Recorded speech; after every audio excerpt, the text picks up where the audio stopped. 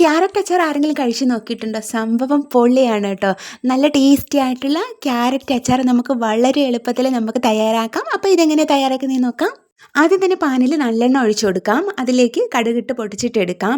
ഇതിലേക്ക് കറിവേപ്പിലയും വറ്റൽമുളകും കൂടെ ഇട്ട് ഒന്ന് ജസ്റ്റ് ഒന്ന് വഴറ്റിയതിന് ശേഷം നമുക്കിതിലേക്ക് അരിഞ്ഞു വെച്ചേക്കുന്ന വെളുത്തുള്ളി ഇട്ട് കൊടുക്കാമേ. വെളുത്തുള്ളി ഇട്ടൊന്ന് ചെറുതായിട്ടൊന്ന് ഫ്രൈ ചെയ്തിട്ടെടുക്കാം.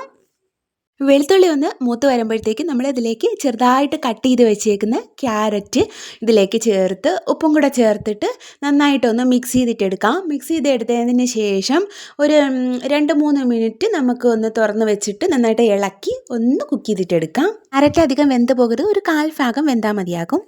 ഇനി ഇതിലേക്ക് പൊടികളൊക്കെ ചേർത്ത് കൊടുക്കാം. മുളക് പൊടി, മഞ്ഞൾപ്പൊടി, ഉലുവാപ്പൊടി, കായപ്പൊടി, എന്നിട്ട് ഒരു നുള്ള് പഞ്ചസാരയും കൂടെ ചേർത്തിട്ട് നന്നായിട്ട് നമുക്കിതിനൊന്ന് മിക്സ് ചെയ്തിട്ടെടുക്കാം.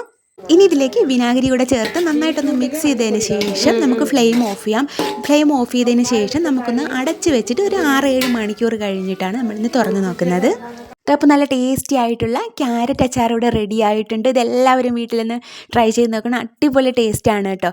അപ്പോൾ ഇതേപോലത്തെ അടിപൊളി വീഡിയോസ് കാണാനായിട്ട് ചാനൽ തന്നെ സബ്സ്ക്രൈബ് ചെയ്ത് കൂടെ വായോ. അപ്പോൾ നമുക്ക് അടുത്ത വീഡിയോയിലൂടെ വീണ്ടും കാണാം. താങ്ക്